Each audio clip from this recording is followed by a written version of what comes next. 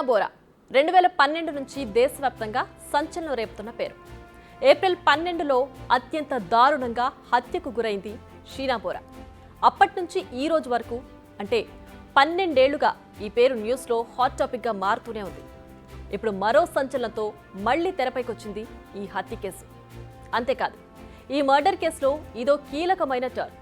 ఇంతకీ అసలు ఏం జరిగింది? ఈ కేసును మలుపు తిప్పే విషయమేంటి? షీనా బోరా మర్డర్ కేసు అనేక మిస్టరీలు, అంతకు మించిన ట్విస్ట్లకు కేరాఫ్. అసలు ఈ కేసు బయటకు రావడం నుంచి మొదలు పెడితే ఇప్పటి వరకు ప్రతి సీన్ ట్విస్టే. ఎందుకు ఈ మాట అనాల్సి వస్తుందంటే, ప్రస్తుతం కేసులో అత్యంత ముఖ్యమైన ఎవిడెన్స్గా ఉన్న షీనా బోరా అస్థికలు మాయమయ్యాయి. సెంట్రల్ బ్యూరో ఆఫ్ ఇన్వెస్టిగేషన్, షార్ట్గా సిబిఐ, ఈ ఇన్వెస్టిగేషన్ ఏజెన్సీ అధికారులు ఇప్పుడు ఇదే విషయాన్ని కోర్టుకు చెప్పారు. దీంతో అందరి దిమ్మ తిరిగిపోయింది.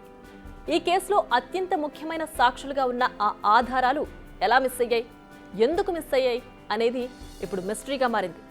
ఎందుకంటే ఈ ఆధారాలు లేకపోతే ఈ కేసు ముందుకు వెళ్లే ఛాన్సెస్ చాలా తక్కువ. అసలు ఏం జరిగిందో కాస్త పాస్ట్లోకి వెళదాం.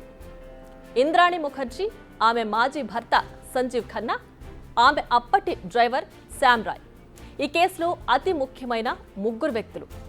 ఏప్రిల్ 24, 2012లో వీరు ముగ్గురు కలిసి షీనా బోరాను కిడ్నాప్ చేశారు. ఆ తర్వాత గొంతు నులిమి చంపేశారు. ఆ తర్వాత రాయ్గఢ్ జిల్లాలోని అడవిలో ఆమె మృతదేహాన్ని కాల్చేశారు. ఆ తర్వాత అంతా చేతులు దులుపుకున్నారు. ఎవరి దారిన వాళ్ళు వెళ్లిపోయారు.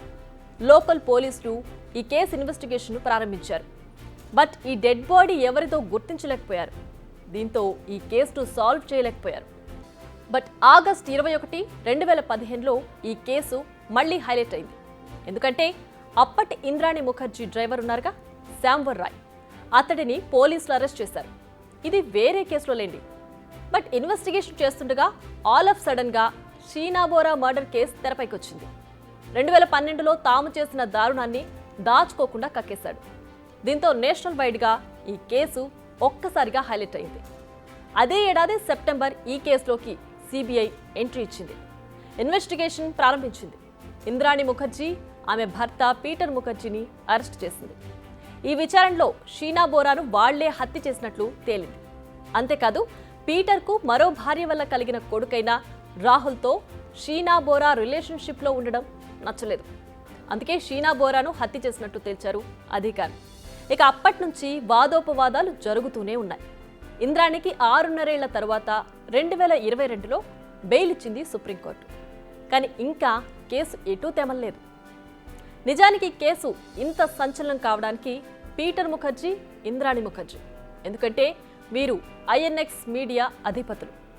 అప్పట్లో దేశవ్యాప్తంగా ఈ మీడియా ఓ సంచలనం. అందుకే దేశం మొత్తం ఈ కేసుపై కాన్సన్ట్రేట్ చేసింది. అయితే షీనా బోరా మర్డర్ కేసులో ప్రతిదీ ఆలస్యంగానే వెలుగులోకి వచ్చింది. ఏప్రిల్ 24, 2012లో మర్డర్ జరిగితే మే 21 వరకు కానీ ఆ మృతదేహాన్ని గుర్తించలేదు. ఓ రైతు మామిడి పండ్ల కోసం వెళితే అక్కడ సూట్ కేసు కనిపించింది. దాన్ని తెరిచి చూస్తే కాలిపోయి కుళ్ళిపోతున్న స్థితిలో ఉన్న మృతదేహం కనిపించింది. ఆ తర్వాత 3 ఏళ్లకు కానీ అది షీనా బోరా డెడ్ బాడీ అని గుర్తించలేకపోయారు. ఇప్పుడు కూడా ఈ కేసు విచారణ ముగియలేదు. ఇక లేటెస్ట్గా షీనా బోరాకు సంబంధించిన అస్థికలు మొత్తం మాయమయ్యాయి. దీంతో ఈ కేసు విచారణ మళ్లీ మొదటికొచ్చే అవకాశం కనిపిస్తోంది. అయితే మంచికో చెడుకో తెలియదు కానీ కొన్ని పరిణామాలు జరిగాయి. పీటర్ ముఖర్జీకి ఈ కేసులో ఇన్వాల్వ్మెంట్ లేదని విచారించి వదిలేశారు. ఆయన జైల్లో ఉన్న ఇంద్రాణితో విడాకులు తీసుకున్నారు. ఇక ప్రస్తుతం కనిపించకుండా పోయిన అస్థికలు షీనా బోరావే అని సర్ జేజే హాస్పిటల్ ఫోరెన్సిక్స్ ఎక్స్పర్ట్స్ గతంలోనే నిర్ధారించారు. అయితే మరోసారి ఆ అస్థికలను ఆ డాక్టర్స్ చూపించి విచారించాలని లాయర్ కోరారు.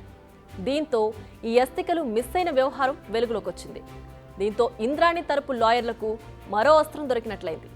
అస్థికలు లేకున్నా విచారణ కంటిన్యూ చేయొచ్చని సిబిఐ చెబుతోంది. అలా ఎలా చేస్తారంటూ ఇంద్రాణి తరపు లాయర్లు వాదిస్తున్నారు. ఇరు వర్గాల వాదనలు విన్న కోర్టు జూన్ 27కు విచారణను వాయిదా వేసింది. మరి కోర్టు ఎలాంటి నిర్ణయం తీసుకుంటుంది? అస్థికలు అవసరమా, అనవసరమా అనేది నిర్ణయిస్తుందా? అస్థికల మాయం ఇంద్రాణికి ప్లస్ అవుతుందా లేదా? ఈ ప్రశ్నలకు జూన్ 27న సమాధానం రానుంది. కానీ ఒక్కటి మాత్రం చెప్పొచ్చు, షీనా బోరా మర్డర్ కేసు మాత్రం ఇప్పట్లో తేలే అంశం కాదన్నది మాత్రం క్లియర్గా అర్థమవుతోంది.